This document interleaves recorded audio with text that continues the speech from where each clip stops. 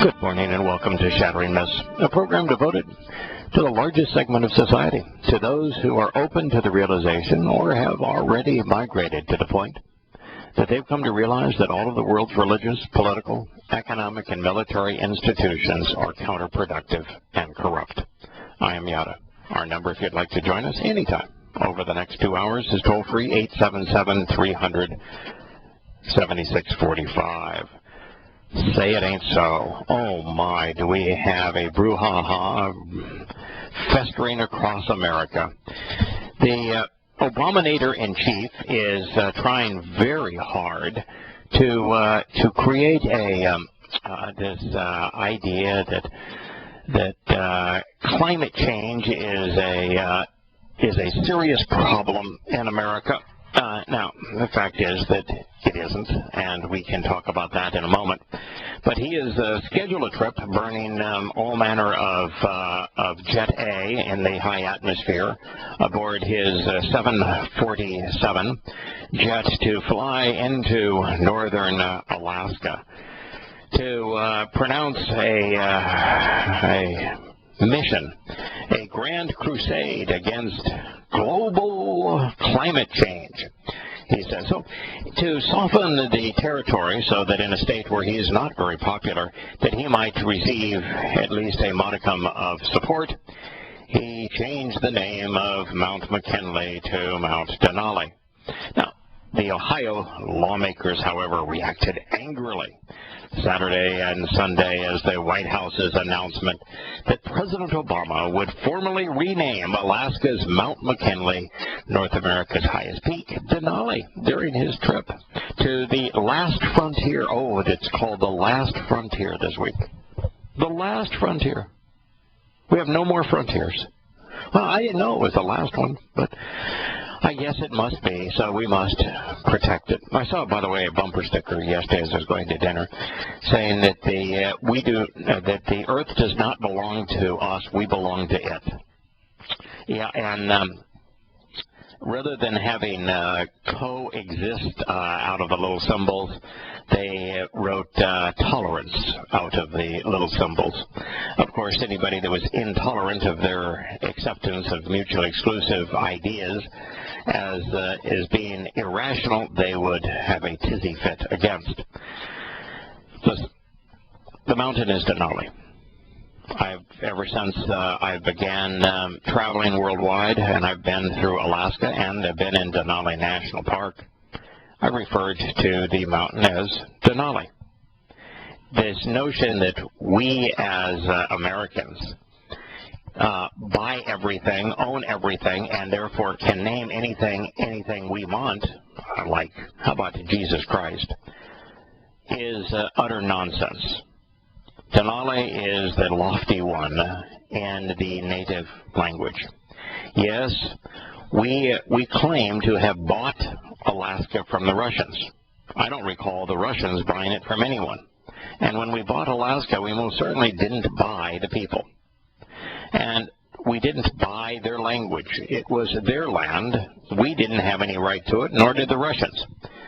And to rename their places because we liked an American president's name is ridiculous. You know how many times Scott McKinley set foot on the mountain that was changed to bear his name? I'm going to say 0. That is correct. Do you know how many times McKinley, whose name was ascribed by American politicians to Mount Denali, you know how many times he was in Alaska? I'm probably going to go 0 again. Yeah, 0. And yet the Ohio lawmakers are having a tizzy fit. Mount McKinley has held the name of the nation's 25th president for over 100 years. You know, if McKinley is an Ohioan, why not name an Ohio mountain after him? You know, if that's what you want to do. Now, you know, the Miami Indians were pretty dominant here, but let's just forget about them for a moment. Why don't you name someplace in Ohio after him? After all, he grew up here. This is Bob Gibbs. He's a Republican from Ohio. He said in a statement, "This landmark is a testament to the countless years of service to our country." Oh, my goodness. Yeah, politics is not a job. Politics is not self-serving, no. If you run for president, it's a service. That's why you get that big house. That's why you get the fancy accoutrements that go along with being a senator and a president. That's why you're paid so much and why you don't have to pay attention to all of the other difficulties in life that the rest of us must deal with. Service, yeah. If that's a service, then I tell you, we all should be servants. It said he went on to describe Obama's action as constitutional overreach. Now, I want to tell you, his conniption fit against Americans keeping and bearing arms, that's a constitutional overreach. His issue with free speech, and I'd say that's a constitutional overreach. He has many constitutional overreaches, including his campaign to redistribute wealth in socialistic fashion. However, this is not one of them. He went on to say that this is an insult to all Ohioans. You know, I'm sitting here in a home right now in Ohio. I just don't feel insulted. Yeah, there's not much that Obama does that I would find less than reprehensible, but this happens to be one of them. Now, his reasons for doing it were disgusting, but it's the right name for the mountain. Moving on, we find that in Palmyra, as has been the case with Islam for all of its 1,400 years, Muslims can't build anything. There is nothing a Muslim has ever built that people will want to go see. They don't design it, they don't build it, they don't maintain it. But Muslims these days aren't even very good at destroying things. They have tried mightily to destroy a second temple in Palmyra. The first one was to Baal, the Lord. The second is to Bel, which is the named for the same God, the God represented by the sun. Bel was the chief god of Babylon, and then on to Assyria, and then on past Assyria to the Persians. Bel is just a same basis, but the different pronunciation for the word for Lord. And what's interesting is not only did they try to destroy the second temple, but that they failed, that they do not know that their Quran uses the same name, the Lord, to describe the initial God, because as the chief deity of that region, the Yemenite Hanifs that comprise the initial surahs of the Quran, they were all plagiarized from them, called their God Baal, the Lord. And so it's the same God. They're actually tearing down temples named for their wannabe God, the very name that Yahowah ascribes to Hasatan throughout the Torah, prophets, and Psalms. And so it is interesting that in the most recent attempt, and all there is now is some unsupported columns that, with their munitions, they failed to bring them down. Not only can't they build, they can't even destroy. And they're so stupid, they cannot distinguish the fact that this God is the same God that they call Allah. And they need to figure that out, because all you have to do is read the Quran, and the first surahs revealed chronologically clearly indicate that the Islamic God was named the Lord, which is the name of Baal. It is also interesting that if you look at the carnage that took place a week ago in Bangkok, remember that was the horrific story that the Erewhon shrine, which I believe was a Hindu shrine, was bombed, that there were 17 now. I think the death toll finally went up to 20 people, if I'm not mistaken. 20 people that were killed. This was back on August 17th. And the government said it was the worst single attack in the history of Thailand. Oh, and there was a manhunt for the perpetrator. And all we had was a picture. Well, now they have one of the perpetrators in custody and found all sorts of bomb-making apparatus in his home. But when he turned out to be a Muslim, guess what? Nobody wanted to talk about it. They wouldn't even confirm that he came from Turkey. But we know he was a Muslim because his cohort in all of this was a woman. And guess what she was wearing? A hijab. You know many non-Muslims that walk around in tents? Yes, indeed. She turned out to be a Muslim, and once she turned out to be a Muslim, the press doesn't want any part of it. No reporting whatsoever. The only reporting this week thus far on the Bangkok killers is that the police claimed the reward that had been established for their capture, which is pretty silly, because that's supposed to be their job. But the press is all across the world reporting on the police claiming the reward, and no one is affirming that this terrorist attack was perpetrated by Muslims. And I bring it up in this sequence of our program because what did he bomb? Bombed a temple. Yes, you see, no God has the right to be worshipped other than Allah. That's what the Quran says.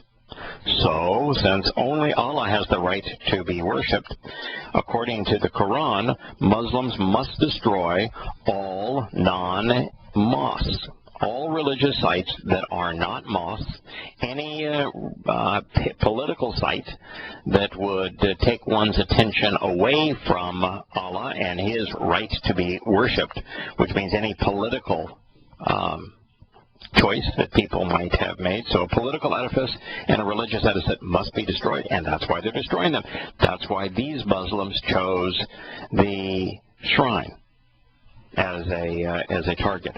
By the way, it is interesting, and I did not recognize it until I was doing my research this morning, that there is a connection between the United States and the temple to Bel in Palmyra. Scott, what do you think the connection is between the United States? And I will give you a clue. It has to do with the U.S. Capitol, Congress, where the Senate and Congress meet.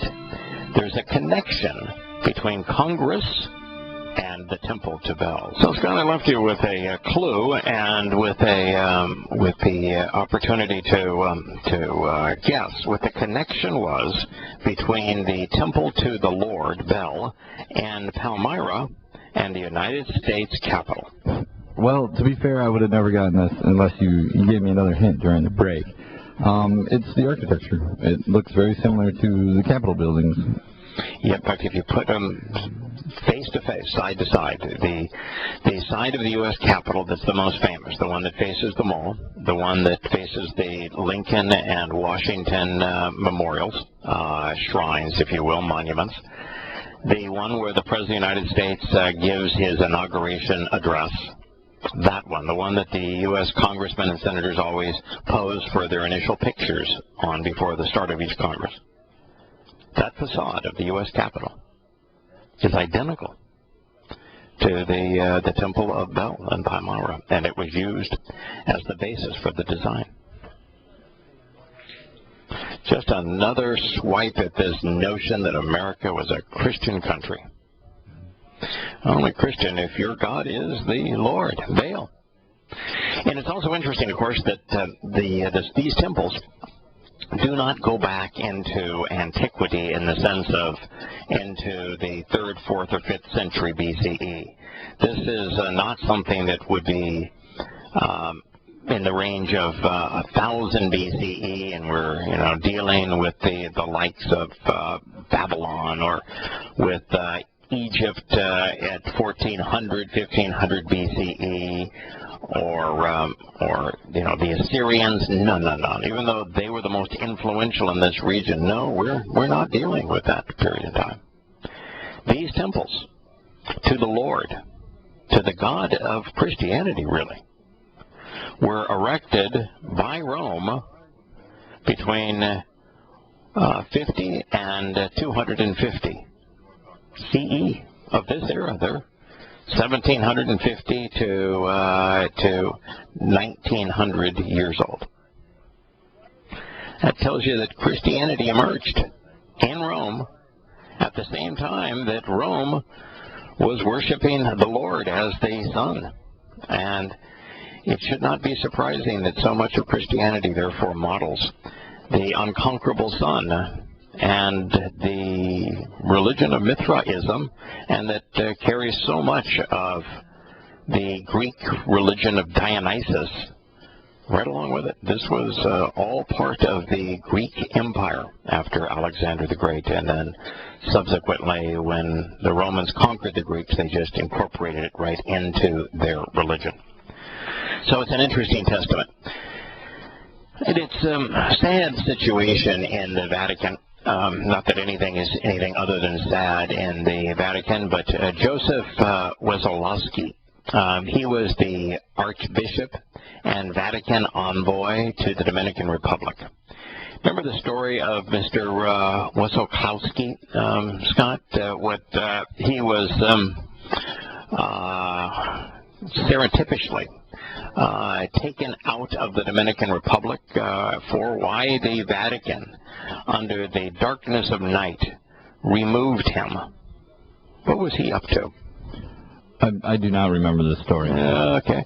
He was using church funds to buy trinkets and medicines in some cases and food to bribe poor boys, typically under the age of 12, but most of them in their age of 10 to 12, to have sex with him. And his favorite target was a boy that was that had, and I don't know if it was cerebral palsy, but it was a very serious.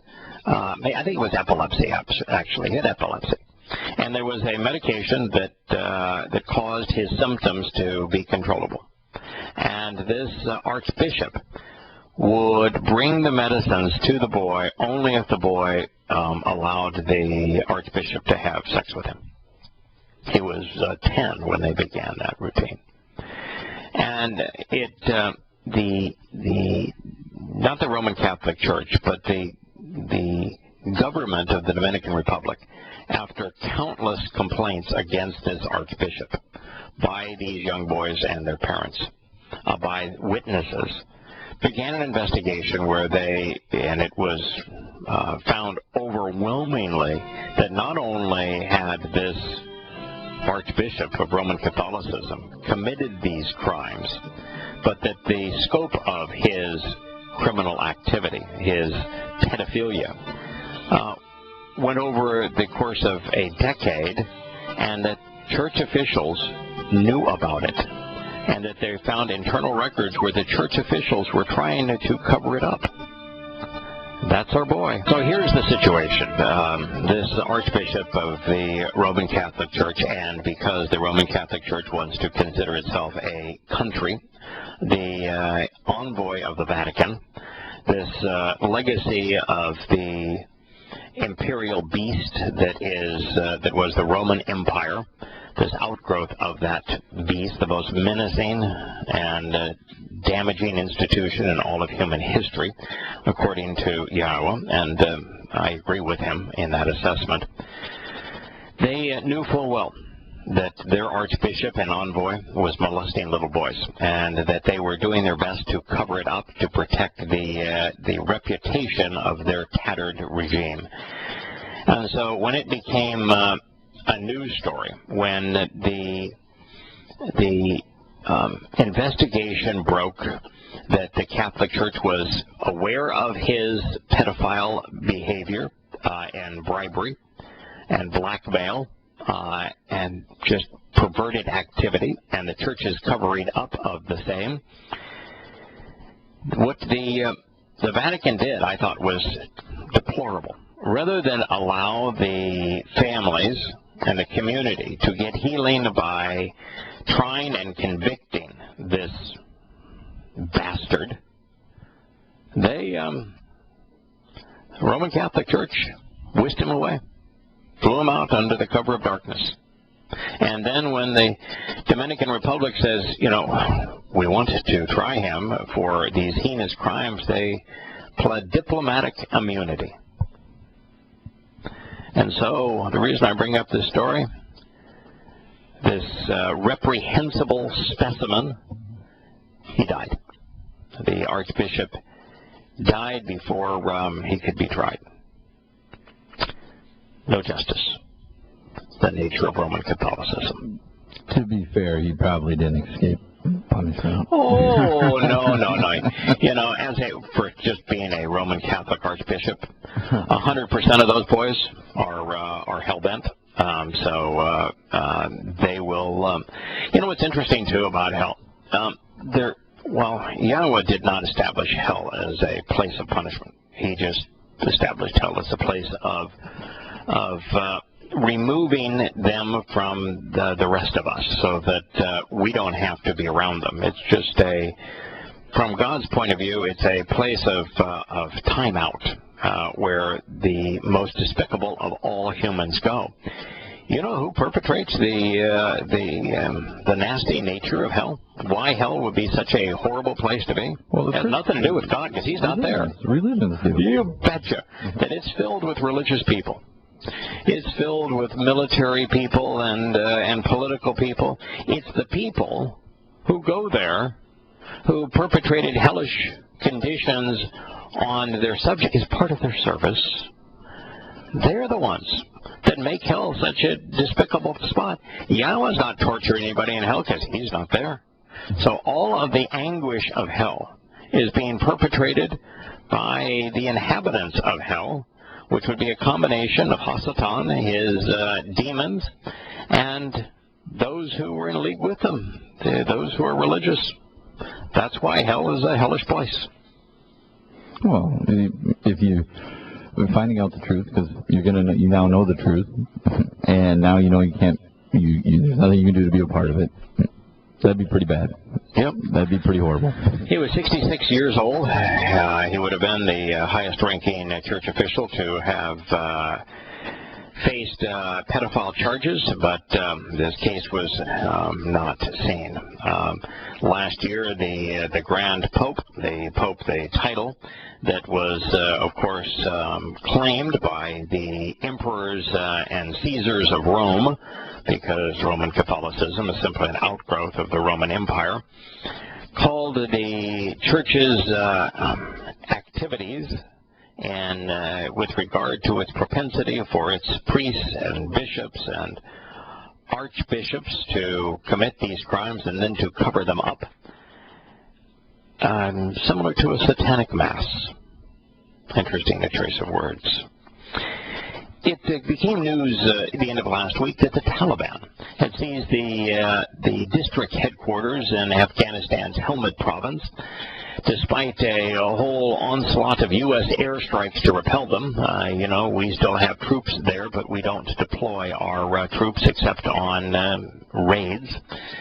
2 NATO soldiers were shot dead. You think they were shot dead by Taliban members dressed in Taliban garb, Scott? Or maybe they would be shot dead by those America had armed and provided weapons to, and those that America had trained. Well, I'm going to take choice B on this one. Yeah, there you go. They were shot dead by uniformed men on the Army base in the area. By the way, the area is famous for something, and that is that prior to America being there, when America used the Taliban to fight a proxy war against the Soviets, the Afghanistan of that time became the world's supplier of opium, had about a 90% monopoly. And then under the Taliban, opium production fell to almost nothing. Well, now that America has reinvaded Afghanistan, Afghanistan is once again supplying the world's opium, used primarily to make heroin. There is a crisis continuing to rage that is now manifest throughout Europe. We talked about it some last week. Hungary is in the news now, making plans to reinforce its southern border. They're going to use helicopters, mounted police, and dogs. It's also considering using its army. As record number of migrants, many of them Syrian refugees, pass through coils of razor wire into Europe. Over 2,500, mainly Syrians, Afghans, and Pakistanis, crossed from Serbia into the European Union on Tuesday, under or around a razor wire barrier, into the hands of an overstretched police force that has struggled to fingerprint and to process them. So I would ask you this question, Scott. Is the problem, and Merkel of Germany came out and said that it's the single biggest problem in Europe. Is this a European problem, or perhaps the cause of this problem lies elsewhere? What do you think? It lies elsewhere. Let's see, the countries that they're coming from into Turkey are Syria, Afghanistan, and Pakistan. What do you think the percentage of the population of those countries that is Islamic might be? I'm at 99% maybe. Yeah, right around that number now. Yeah. It used to be a little less than that in some of those countries because they had dictators who protected the minority religions. Now they're under the dominion of fundamentalist Muslims, and of course the percentage of non-Muslims is essentially non-existent. So if they're fleeing these three Islamic countries, Pakistan, Afghanistan, and Syria, if those are the three Islamic countries that they're fleeing, and by the way, that's really not fair, because if we look at the migration into Italy, which is a huge problem, in Spain, they're coming from Libya. And there's others coming from Egypt, and many coming from Iraq. All of the donor countries, what do they have in common? They're all Islamic, aren't they? Oh, yeah. Let's see. They're not even in the same area geographically. We've got countries in northern Africa, and we have countries in the Middle East. I'm quite certain that geography is not the problem. So what's the problem?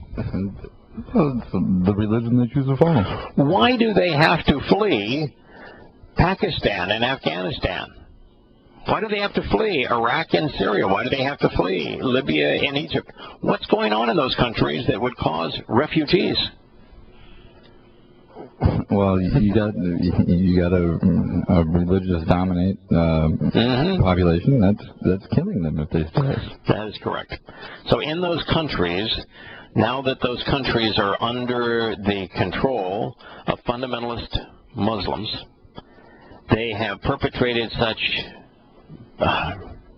repulsive conditions where women are treated as sex objects, where men who don't sign allegiance to them are beheaded, where children, both boys and girls, are routinely raped in pedophilic acts, where children are kidnapped and enslaved, where children are blackmailed, where they're sodomized, that the conditions are so reprehensible in regions controlled by fundamentalist Muslims that we have the largest refugee problem of modern history.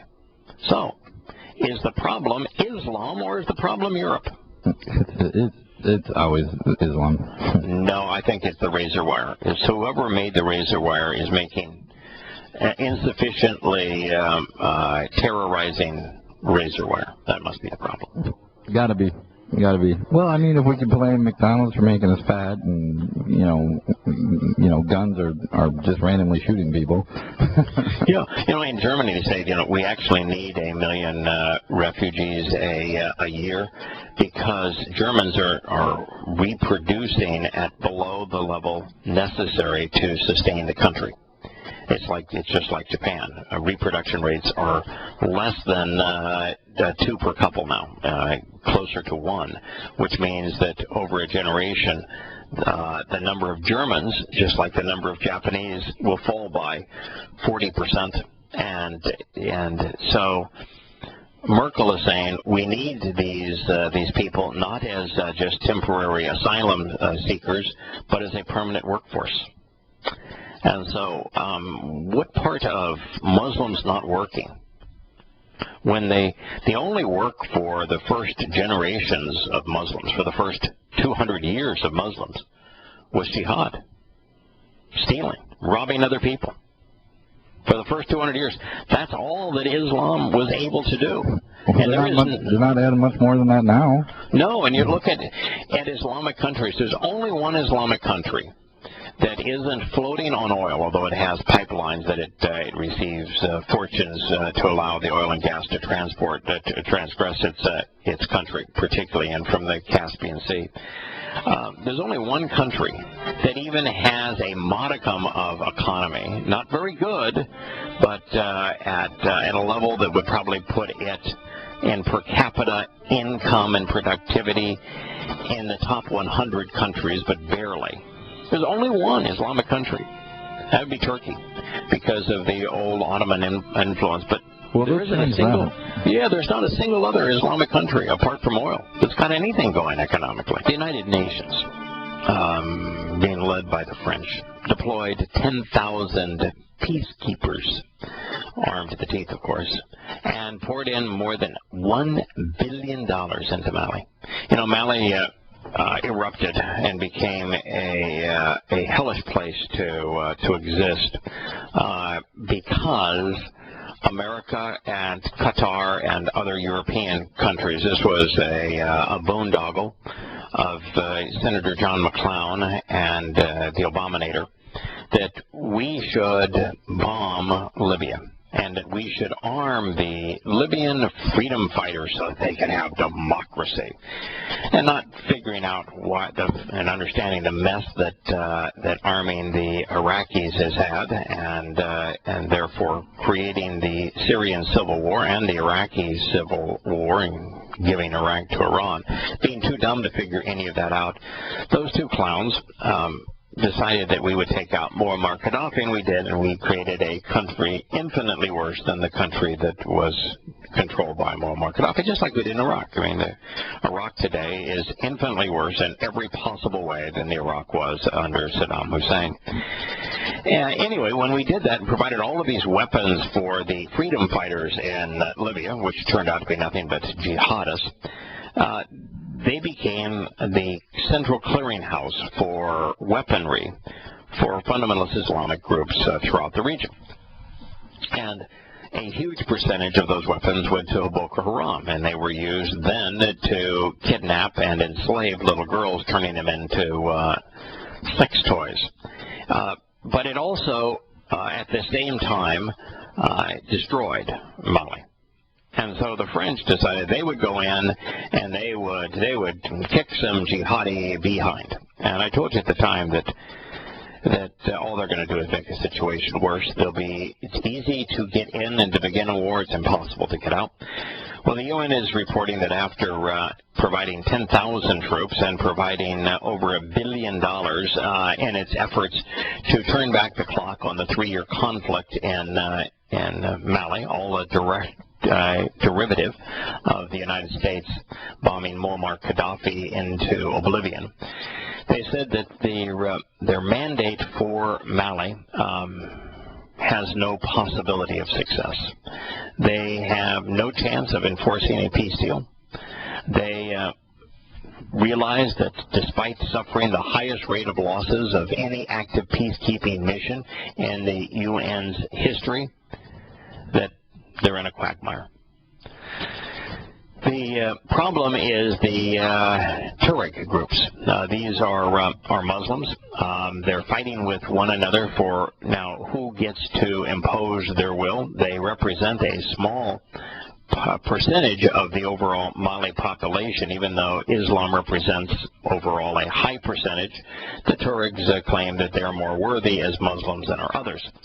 So the army's redeployment is supposed to allow it to tackle the Islamist militants that it has scattered, but not, of course, defeated, by French troops after they hijacked a Tuareg rebellion in 2012. Now, a resurgence in the fighting between the Tuaregs, who total about 5% of Mali's 15 million people, are wrecking everything. Power tipped away from the Ighads in favor of the Yahowah clan, while fighters from Libya returned after the 2011 revolution from a state they called Azawad. Arabs have also picked sides, and some former jihadists have joined them. Yes, we created chaos in an Islamic country, and now you have tribal warfare, because Islam still lives in the tribal system of 2,000 or 1,500 years ago, and you have jihad. All you have is who is better armed. And here they recognize that the problem was exacerbated when the jihadists returned from fighting in Libya, but they can't make the connection to blame America. Clashes broke out between the Gamuz militia and the Yahowah-led separatist alliance. The Azawad movements, which are Libyans, also engaged, and as a result, scores of people are dying. Sources in Kadal have reported an influx of jihadists in recent days, all driving pickup trucks from Libya, some even from Algeria, all with automatic weapons and 50 caliber machine guns, even anti-aircraft guns in the back. Yes, nothing says peace like trucks full of American weapons. Millions, 3 million as a matter of fact, from Mali have died or are refugees.